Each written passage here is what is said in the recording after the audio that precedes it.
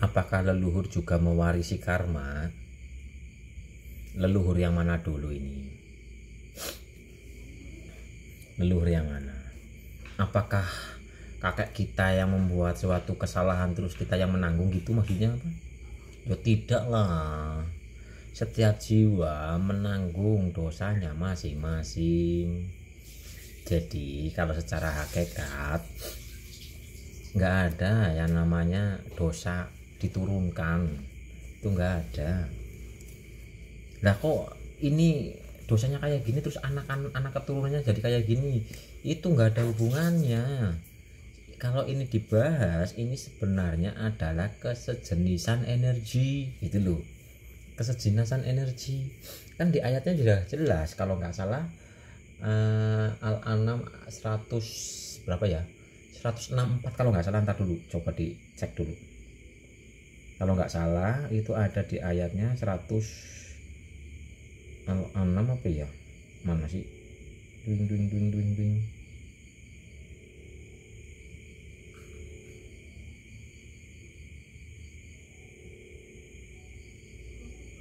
Oh iya benar, di Al-An'am ada ini ayatnya. Katakanlah, apakah patut aku mencari Tuhan selain Allah, padahal dialah Tuhan bagi segala sesuatu. Setiap perbuatan dosa seseorang, dirinya sendiri yang bertanggung jawab, dan seseorang tidak akan memikul beban dosa orang lain. Kemudian kepada Tuhanmu lah kamu dikembalikan, dan akan diberitahukannya kepadamu apa yang dahulu kamu perselisihkan. Jadi setiap dosa itu ditanggung oleh diri kita sendiri, tidak ada yang memikul dosa kita kecuali kita sendiri.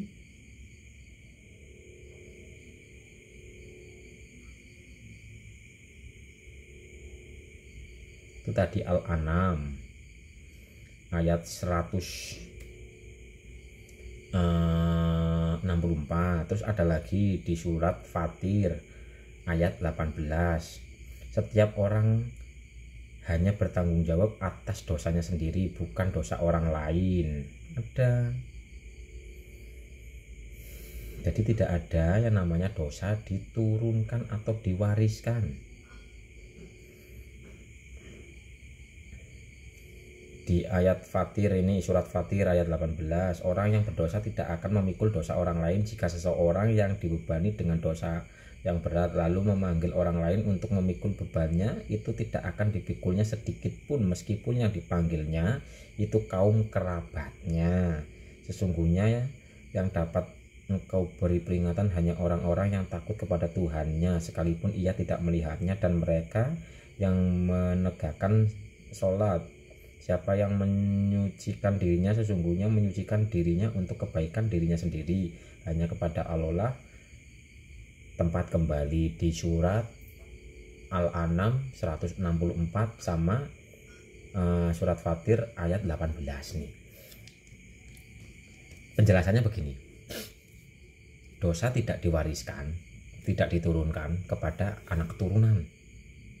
Tapi kok kenapa seolah-olah keluarganya ini ada mungkin dosa tentang hutang lah, anak-anaknya kok yang menanggung hutangnya, orang tua yang seolah-olah berbuat kejahatan, tapi kok anak juga ikut ketularan.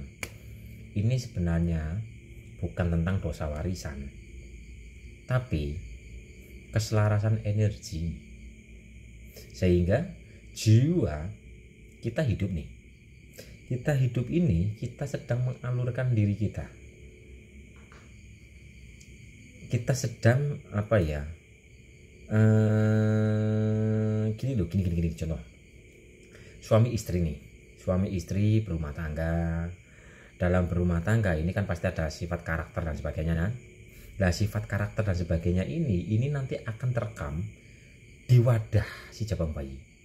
Umpama si jabang bayi kan masih raga, ini masih raga yang mempunyai takaran. Nah takaran ini, wadahnya ini nanti akan menarik jiwa yang harus selaras dengan dirinya. Jadi ini adalah tentang keselarasan antara wadah dan batin, antara raga dan jiwa. Apakah bisa dipahami Bapak Ibu? Sehingga seolah-olah orang tuanya begini terus anaknya jadi begini gitu loh. Padahal si anak ini kok seolah-olah menanggung karmanya orang tua atau dosanya orang tua. Ini adalah dosanya sendiri yang harus dipertanggungjawabkan di kehidupan selanjutnya.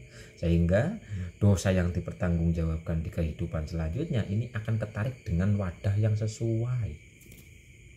Begitu Bapak Ibu. Jadi tidak ada yang namanya dosa diturunkan. Setiap jiwa menanggung dosanya masing-masing. Cuman jiwa ini mempunyai takaran. Sekarang kita hidup berbuat kebajikan, berbuat keburukan. Ini sebenarnya kita sedang ada takaran. Selalu berbuat kebajikan umpama atau kebaikan atau keburukan, takarannya adalah 9. Maka di sana itu ada yang sedang menyiapkan wadah 9. Sehingga ketika ini sudah ada, ketariklah dia. Jadi seolah-olah ada keselarasan. Bukan seolah-olah ada keselarasan, seolah-olah ini orang tua yang berbuat kok anak yang bertanggung jawab. Padahal antara orang tua ini sama jiwanya ini ada keselarasan gitu loh. Apakah bisa dipahami Bapak Ibu? Jadi yang dimaksud leluhur meninggalkan doa, secara hakikat leluhurnya adalah kita. Leluhur kan sesuatu yang sudah tidak ada. Jadi leluhurnya adalah kita sendiri. Leluhurnya adalah diri kita sendiri. Sedangkan kita menuai dosa kita sendiri dalam wadah yang baru, yang sesuai dengan getaran wadahnya. Makanya bahasanya apa? Lau manfus, ditulis sebelum kita ada. Ya kita sebenarnya ini sedang menulis lau manfus kita di kehidupan selanjutnya. Jadi kehidupan saat ini menentukan kehidupan selanjutnya. Apakah bisa dipahami Bapak Ibu? Nanti hubungannya ini dengan contoh istijrot. Istijrot katanya orangnya itu di dunia sukses, terus di akhirat itu ajur mumur babak belur. Maksudnya begini yang disebut dengan istijrot. Ini orang yang istijrot ini sebenarnya di kehidupan sebelumnya itu mempunyai amal yang bagus. Sehingga di kehidupan sekarang orang ini menuai amal-amal dulunya. Tapi berhubung di masa lalunya ini beramal tentang kebaikan, tapi tidak dihargai oleh orang-orang mungkin di sekitarnya zaman dulunya, selalu dikucilkan, selalu dihina dan sebagainya. Padahal ini orang baik. Sehingga terlahir kembali dia menuai apa yang pernah dia tanam di kehidupan sebelumnya. Tapi sifat dendamnya itu ada. Sehingga di saat ini dia menuai kebaikannya, hidup jadi orang kaya, hidup menjadi punya derajat, punya pangkat dan sebagainya. Tapi dia tidak kebaikannya ini tidak ditanam kembali. Sehingga dalam kehidupan saat ini dia hanya menuai, lupa untuk nabung di kehidupan selanjutnya. Sehingga tanaman kebaikannya habis di kehidupan saat ini, tidak menabung di kehidupan masa depannya. Sehingga di masa depannya, di baju barunya, dia ya menuai karma buruk jadinya. Makanya teruslah berbuat kebajikan, karena kebajikan ini semua kembali ke pribadi masing-masing. Enggak didapatkan di saat ini, akan didapatkan di hari kemudian atau di baju kita yang baru. Itu yang disebut keselarasan, tabur tuai dan sebagainya. Siap Mas, paham?